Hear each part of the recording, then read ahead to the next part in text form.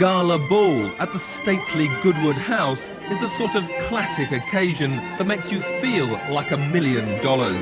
So naturally, you do your best to look $1 million. And just to maintain the impression, you want to drive home in a car that befits the splendour of the occasion. Now, if you actually have $1 million to spare, you might just choose a McLaren F1.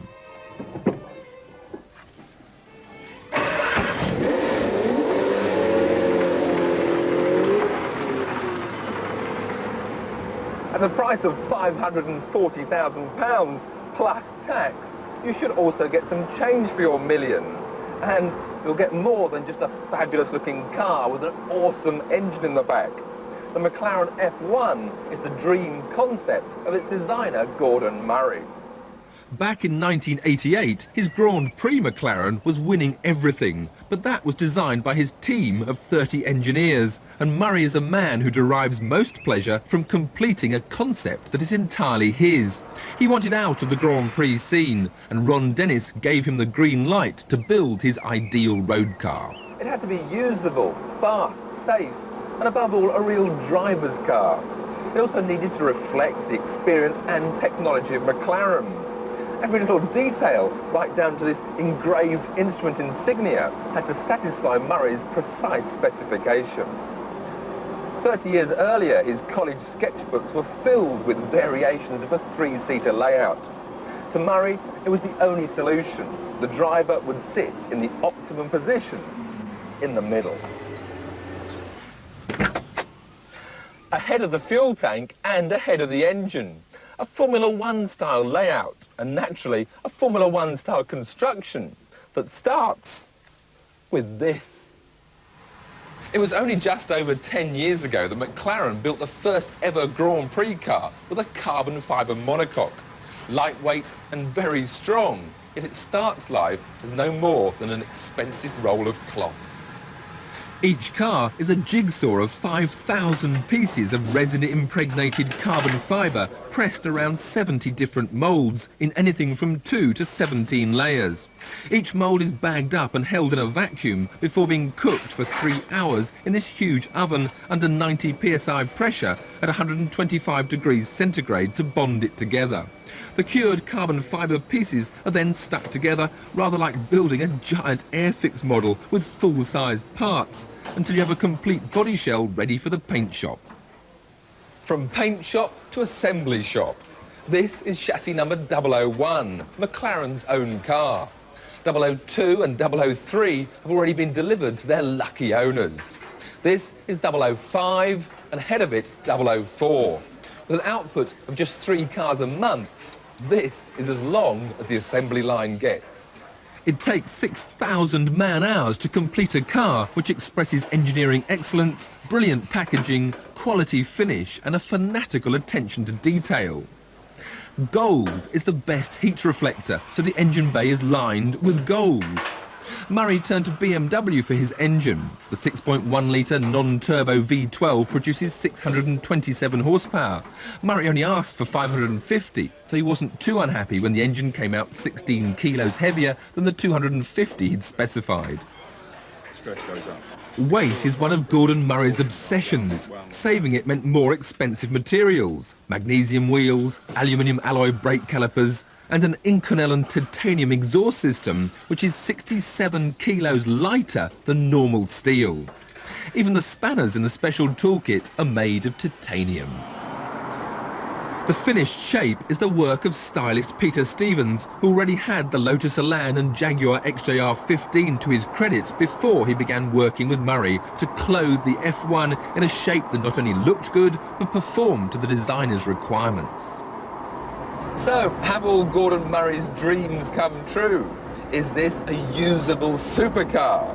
Well, it's light and easy to drive, the visibility is superb, the engine will dawdle along as slow as you want it to, and here in the middle there's a CD sound system all around you that's been honed to perfection. And there's even room to take the whole family shopping. Parking is a doddle, and there's no problem with opening the doors.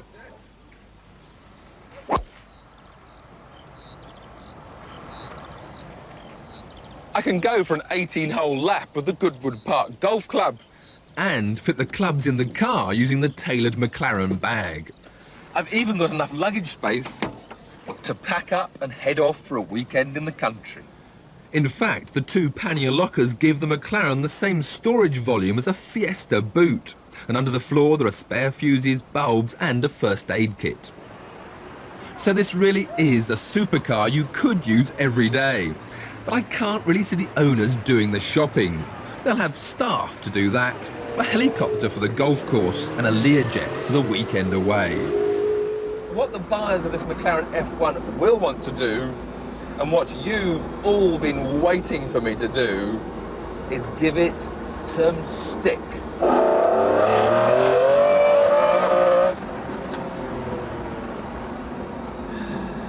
I think we better find a private circuit.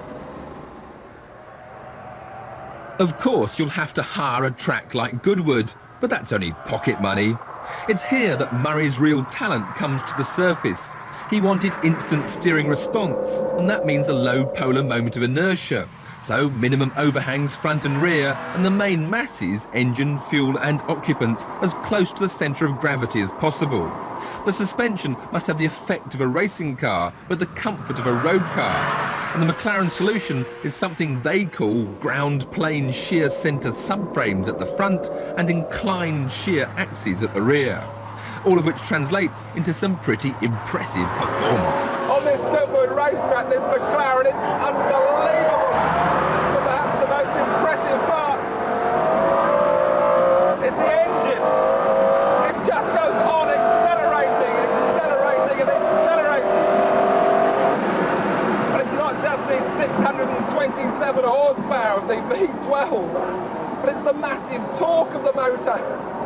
Whatever gear you're in, if you open the throttle, there's a massive power through this chicane in second. Open the power and whoa! Wheel spin in second, third, fourth. Just accelerates on and on and on. Braking, very impressive. That foil coming up at the rear to keep the car stable under braking. But it's opening this throttle, which you just cannot believe how quick this car goes. The handling is, well, it's an exceptional for a car with this power.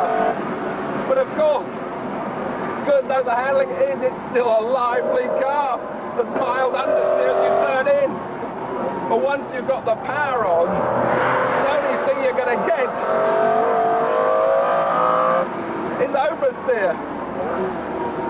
It sounds so glorious behind you. Turn in this long corner, a bit of oversteer.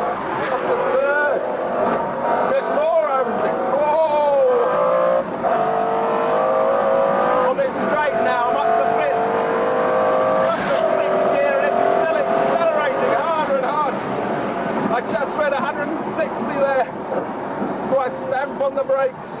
Into Woodcote, third gear. And you just want to down to second. Turn left, right.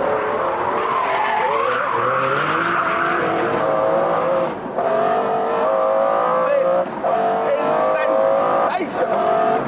The F1 has been a long time coming, but it's been worth the wait. 0 to 60 in 3.2 seconds and an unofficial 231 miles an hour should set the standard for years to come.